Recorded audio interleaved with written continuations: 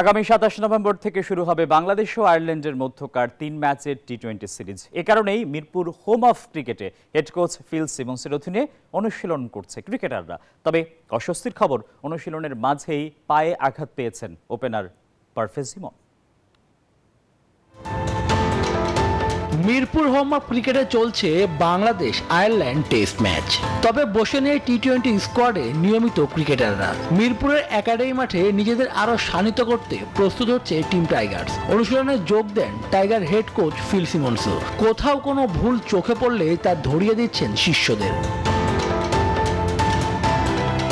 এর মাঝেই মাঠের এক পাশে দেখা গেল বাংলাদেশের ব্যাটিং কোচ মোহাম্মদ আশরাফুল ও সিনিয়র সহকারী কোচ মোহাম্মদ সালাউদ্দিনকে। তারা নিজেদের মধ্যে আলোচনা সেরে নিচ্ছেন।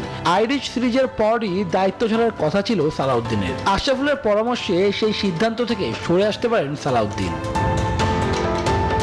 টেস্ট স্কোয়াডে থাকলেও একাদশের সুযোগ না পেয়ে অনুশীলনে যোগ দিয়েছেন জাকের আলী অনিক। ব্যাট হাতে সময়টা ভালো না যাওয়ায় প্রস্তুতির কমতি রাখছেন না। তবে অস্বস্তির খবর, প্র্যাকটিসের মাঝেই পায়ে আঘাত পেয়েছেন Parvez Emon. Pace bowling coach Shaun Tait আর পেসার শরীফুল দৌড়ে প্রাথমিকভাবে সুস্থ করার চেষ্টা করেন, কিন্তু সেরে না ওঠায় অনুশীলন শেষ না করে মাঠ ছাড়েন ইমন।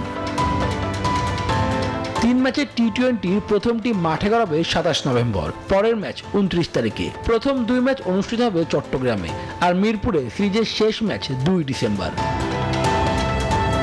শুভদেবনাথ, নিউজ 24, ঢাকা।